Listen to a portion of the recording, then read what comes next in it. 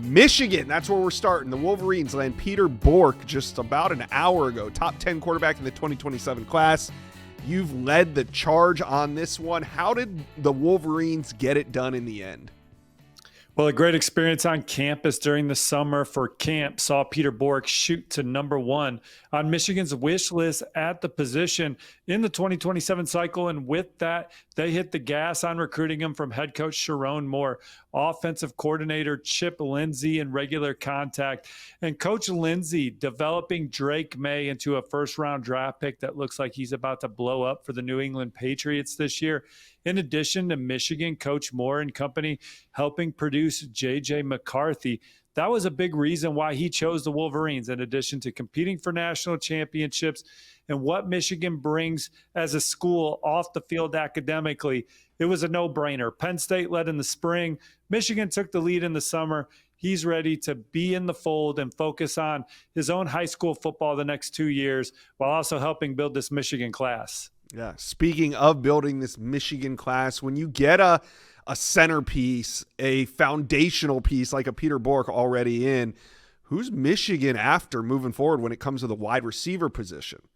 Well, they'd like to land a few elite wide receivers in the 2027 cycle, and they're in the lead group for 3 top 10 players at the position. That starts with in-state target Dakota Garant, who has offers from coast to coast, looking at programs like Oregon, Penn State, and everywhere in between, but Ohio State, but Michigan is certainly a program he's high on. Quentin Burrell from Chicago, Mount Carmel state champion going into his junior year. His sister attends school at Michigan. I think Notre Dame and Michigan, Penn State are a few programs that have merged early in Quentin Burrell's recruitment.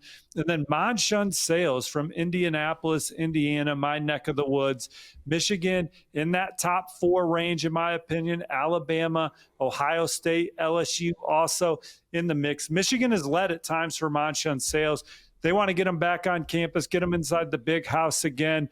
Donovan McCulley's from the same high school as him, Michigan transfer receiver. So the Wolverines, Coach Ron Bellamy, the Maize and Blue in the mix for 3 of the nation's best. So just going off strictly vibes right now because it's early, does this 2027 class for Michigan have a chance to be top 5?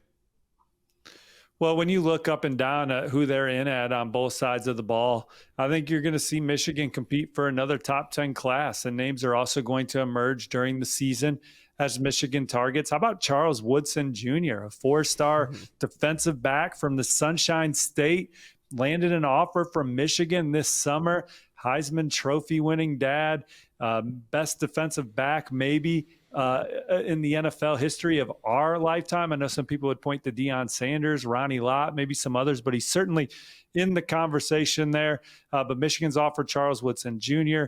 It's going to be fun to follow the Maize and Blue on the trail here in 2027. Yeah. So let's go back to 2026 real quick. What's left for Michigan to accomplish here? Well, obviously, they'd like to land Savion Hyder, number 1 running back in the country, going to make his decision later this month. They're battling Tennessee.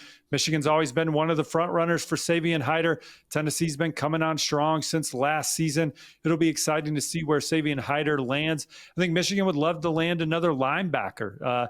We'll see if some prospects emerge or if they're able to circle back on some of the recruiting battles they lost. Offensive line, look for the Wolverines to recruit a senior riser.